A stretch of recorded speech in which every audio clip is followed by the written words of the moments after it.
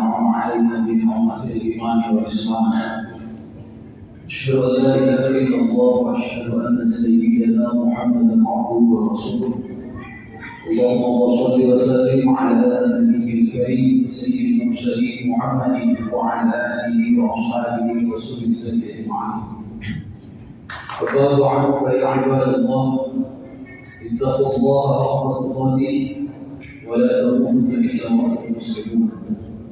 فقال الله تعالى في كتابه الكريم: بسم الله الرحمن الرحيم: وإذ تأذن ربكم لئن شكرتم لأزيدنكم ولئن كفرتم إن عذابي لشديد. صدق الله العظيم.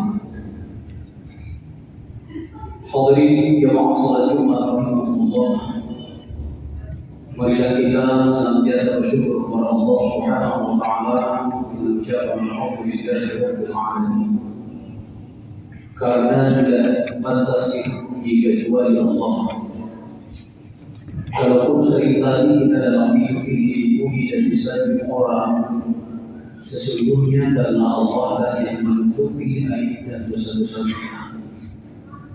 Sekiranya Allah berikan dosa-dosa yang kita lakukan, jangankan dipuji orang, bertemu orang barangkali tidak malu saking banyaknya dosa-dosa. Manusia cenderung menilai orang berdasarkan tampilan. Semakin menarik tampilan seseorang, semakin bagus dilihat di hadapan manusia. Padahal mulianya kita di hadapan Allah bukan setinggi apa pangkat dan jabatan kita, bukan sebanyak apa harta kita, bukan sebagus apa status kita, di sejauh mana kita bertakwa kepada Allah Subhanahu wa taala.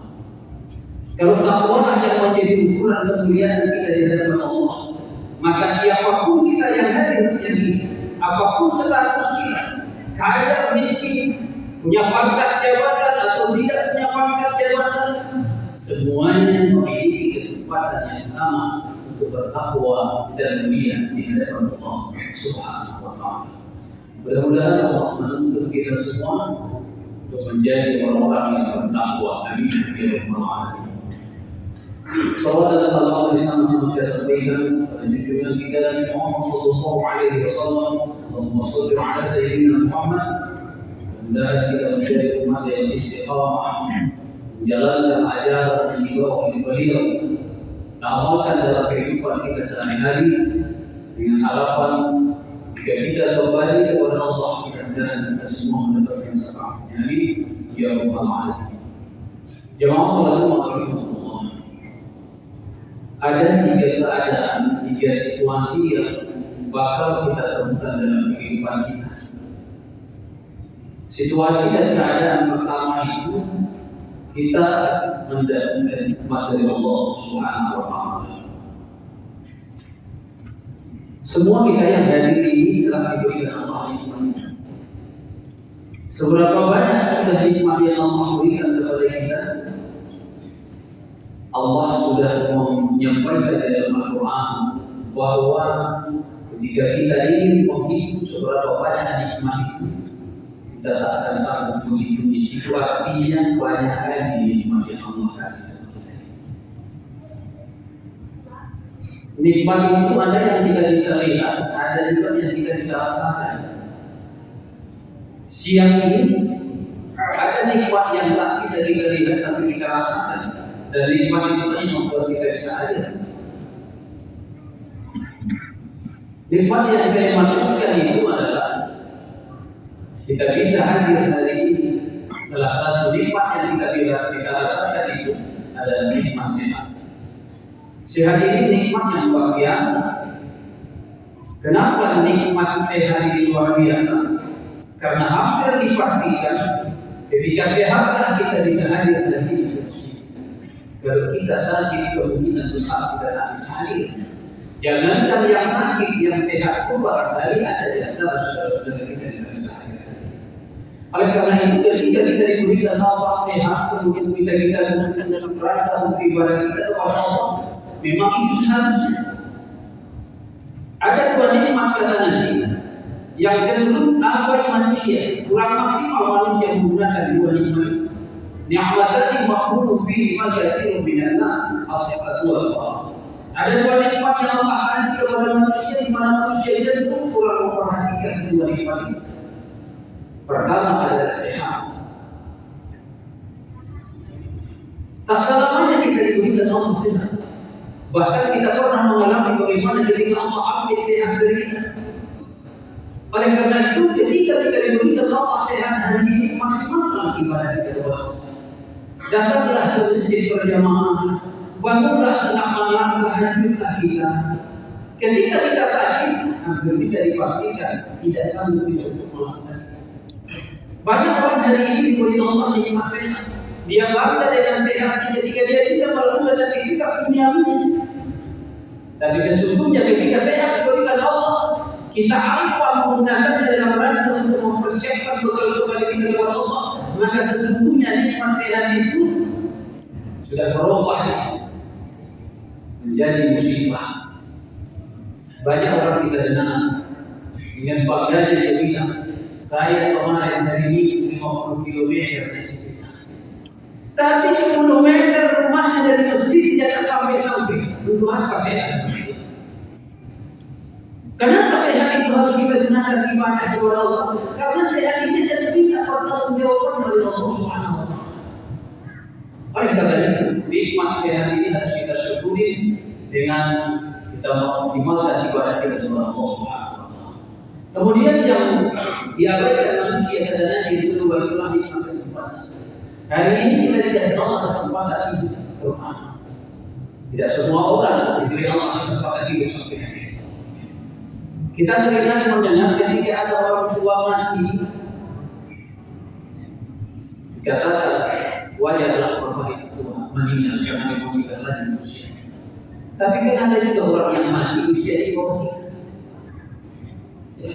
4 bulan yang lalu, seorang pebulu tangkis dari Cina, masih muda, 16 tahun usia, sedang bermain jatuh, bawa ke rumah sakit, meninggal. Itu adalah pelajaran untuk kita semua yang masih muda, yang masih sehat ini, bahwa muda adalah jaminan kita hidup sampai besok. Sehat juga jaminan kita hidup sampai besok. Cuma kadang-kadang kita mengajukan kematian ini pakai akal dan logika kita. Ketika kita sakit, logika kita mengatakan kita sudah dekat dengan kematian. Tapi ketika kita sehat, menurut kita malaikat maut masih jauh dari kita. Padahal kaum muslimin rahimahullah, orang yang sakit parah sekalipun dengan orang yang sehat, itu kesempatan matinya sama. Tapi kita sering menggunakan logika kita. Ketika kita sudah terbaring di rumah sakit, masuk ruang ICU, yang ada dalam pemikiran kita, saya sebentar lagi mati. Ketika itu yang ada dalam pemikiran kita, cenderung kita ingat kepada Allah. Tapi ketika kita diberikan Allah sehat, kita menganggap bahwa kita masih lemah. Oleh karena itulah, ketika Allah kasih kesempatan kita hidup hari ini, kita harus bisa maknai dalam dua hal.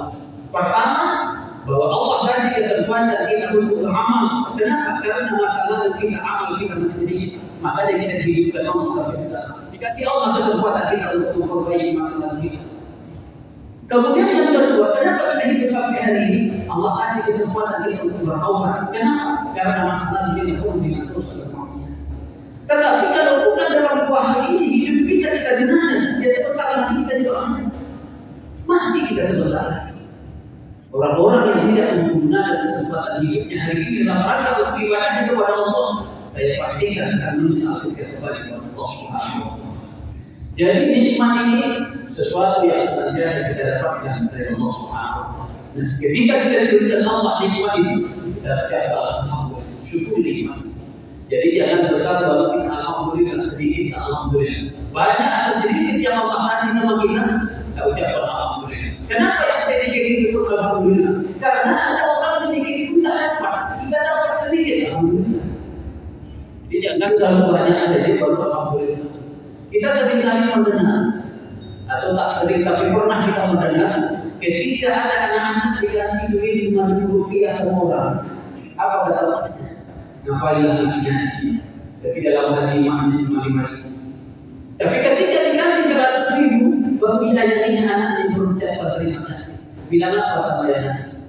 Alhamdulillah. Dia jadinya alhamdulillah. Karena yang dikasih itu 100 ribu. 5 ribu enggak usah.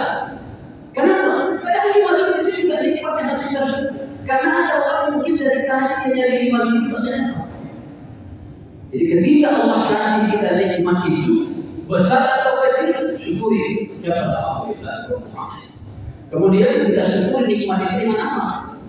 Rasulullah SAW mencontohkan, Nabi itu sudah dapat jaminan surga, Nabi sudah dapat jaminan ampunan, tapi tiap malam munajat kepada Allah, tiap malam minta ampun kepada Allah, tiap malam. Makanya Aisyah bilang, Pak, ngapain yoga itu harus tiap malam seperti itu? Apakah sudah dapat jaminan surga, sudah dapat jaminan ampunan dari Allah? Kenapa harus tiap malam seperti itu? Apa kata Nabi? Afalahu uhibbu an akuna 'abdan syakura, wahai istriku Aisyah, justru karena itu sudah dapat jaminan surga dan ampunanlah dari Allah ini lakukan Anda syukur kepada Allah. Tahu maknanya? Semua nikmat yang Allah kasih kepada kita ini harus kita syukuri dengan menggunakan nikmat itu dalam rangka ibadah kita kepada Allah Subhanahu wa Ta'ala. Kalau bukan dalam rangka itu kita gunakan nikmat yang Allah kasih, apapun bentuknya, pangkat, jabatan, harta, kekayaan, semua itu harus kita gunakan dalam rangka untuk mendekatkan diri kita kepada Allah Subhanahu wa Ta'ala. Nabi yang sudah dapat jaminan ampun saja masih melakukan seperti itu. Tiap malam Nabi kita ampun kepada Allah Subhanahu wa Ta'ala. Kita menganggap sia-sia kehidupan Nabi. Kalau sudah dapat jaminan ampun, kenapa harus kita ampun? Nabi kasih tahu kita ini. Kalau aku yang sudah dapat jaminan ampun saja, tiap malam minta ampun sama Allah lebih dari 100 kali.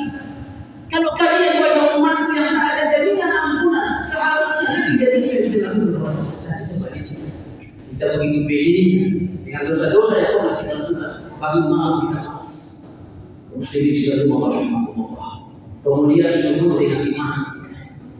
Sekalipun yang diberikan Allah itu tak sesuai dengan keinginan kita, kita harus mensyukuri itu.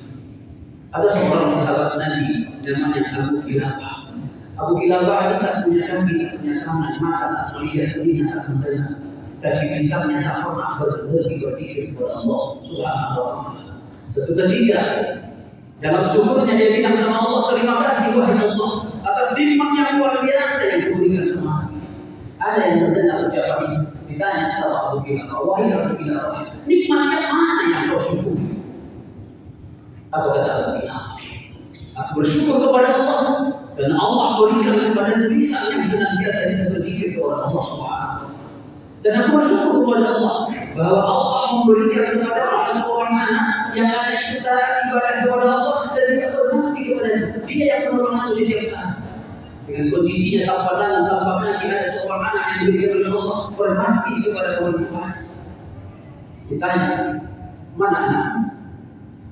Kata Abu Kilabah, sudah 3 hari ini anak saya pulang. Bisa kalian bantu cari anak yang kaum muslimin rahimahullah. Setelah 3 anak itu sudah meninggal dunia. Apa yang menarik? Ketika kabar kematian anaknya itu disampaikan kepada Abu Kilabah, apa dia bilang? Alhamdulillahirabbil alamin. Anak mati itu satu-satunya yang menolong membantu dia untuk melakukan aktivitas. Ketika dapat kabar anaknya mati, dia mengucapkan alhamdulillah. Kok bisa? Apa kata dia? Kalau seandainya anakku hidup hari ini, kemungkinan anakku akan bermaksiat begitu semua. Tapi anakku mati dalam keadaan dia taat kepada Allah, berbakti kepada hari ini dibagi Allah. Untung dia tadi hari ini, kalau itu bisa jadi dosa. Jadi dia sembunyi. Ini tingkat imannya luar biasa. Kadang-kadang menerima iman yang luar biasa saja sulit kita untuk mengucapkan syukur ini. Ini sekalipun kita dilakukan nikmat, tapi iman itu nikmat yang luar biasa. Jadi ternyata kaum muslimin rahimahullah, ukuran nikmat yang harus kita syukuri. Bagaimana dengan kita miliki membuat kita semakin dekat dengan Allah? Ini harus disyukuri.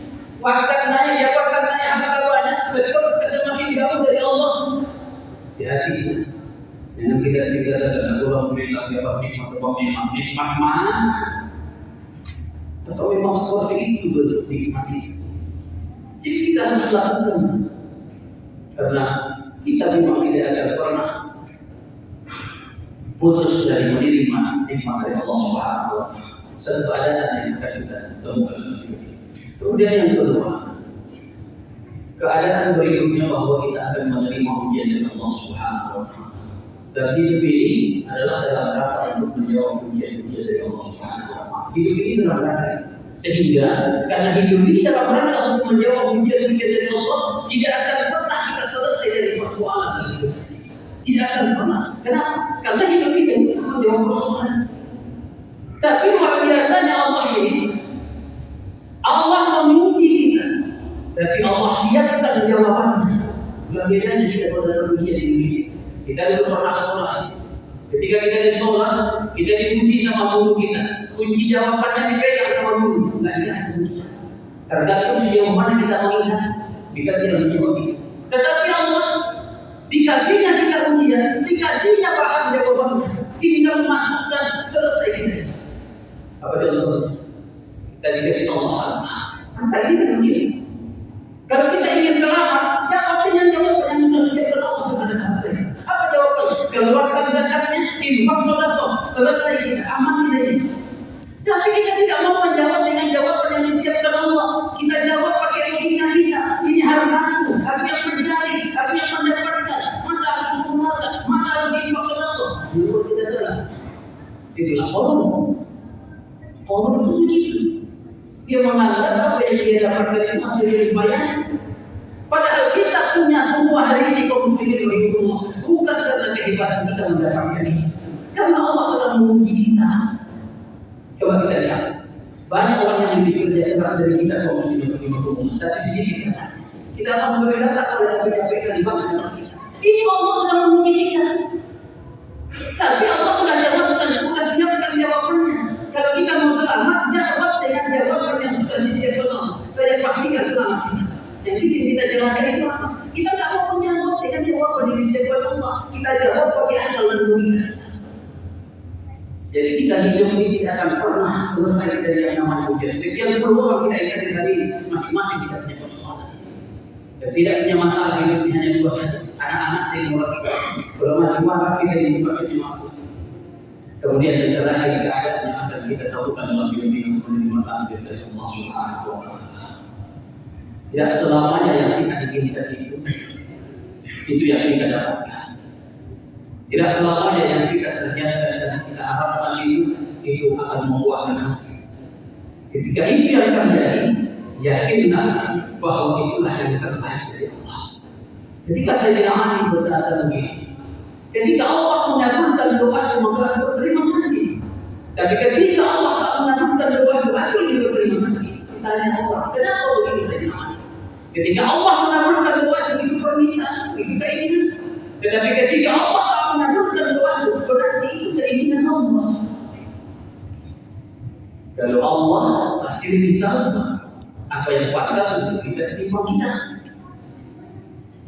Jangan kita mengukur kepantasan untuk kita itu pakai akal logika kita. Allah yang menciptakan kita, Allah yang tahu persis apa yang pantas untuk kita. Tidak usah kita bicara Allah. Kita sama anak-anak itu kadang-kadang begitu pula pikir kita.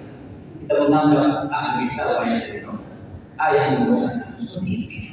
Dan karena itu, ketika sesuatu yang ditakdirkan Allah untuk kita, maka sikap kita terima dan ridho. Dalam hadis ini dikatakan Allah Subhanahu wa Ta'ala, barang siapa yang tak bersyukur ketika aku berikan nikmat, tak sabar ketika aku uji, tak ridho ketika aku tentukan takdir untuknya. Kata Allah, "Ukhruj min bayni as-samaa'i wal ardh wa keluar semuanya, keluar dari langit dan bumi ini, cari Tuhan selain Allah." Artinya bahwa ketika Allah kasih nikmat kita tidak mau bersyukur, Allah berdoa kita. Ketika kita diuji Allah tak sama kita, Allah berdoa kita. Ketika Allah tentukan takdir kita tak terima, Allah berdoa, Allah ingatkan kita semua. Kaum muslimin sekalian rahimahullah. Sabar, syukur dan ridho bukan untuk siapa-siapa, tetapi adalah untuk kita. Kitalah yang diuntungkan ketika kita bersyukur, kitalah yang diuntungkan ketika kita sabar, kitalah yang diuntungkan ketika kita ridho. Allah tidak. Jadi dikira orang yang tak mau datang hari ini sholat Allah rugi tidak. Dan jangan dianggap Allah untung karena kita hadir hari ini sholat. Tidak, kita lah yang untung ketika kita hadir hari ini. Ini wujud syukur kita kepada Allah Subhanahu wa Ta'ala. Mudah-mudahan Allah menuntun kita di sisa-sisa umur yang Allah kasih sama kita ini untuk terus bisa kita gunakan dalam rangka mempersiapkan bekal amal kita kembali kepada Allah Subhanahu wa Ta'ala. Amin ya rabbal alamin. Barakallahu li wa lakum fil Qur'anil azim wa nafa'ani wa iyyakum bima fihi min al-ayati wa zikril hakim. Taqabbal minni wa minkum tilawatahu innahu wal ghafurur rahim.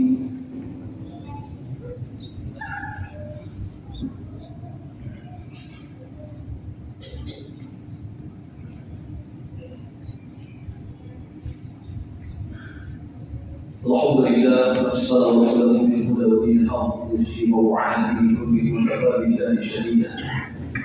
أشهد أن لا إله إلا الله وأشهد أن سيدنا محمدا عبده ورسوله. اللهم صل وسلم على النبي الكريم سيد المرسلين محمد وعلى آله وأصحابه ورسوله أجمعين. أما بعد فيا عباد الله أوصيكم وإياي بتقوى الله وقد فاز المتقون. وقال الله تعالى في كتابه الكريم ان الله وملائكته يصلون على النبي يا ايها الذين امنوا صلوا عليه وسلموا تسليما.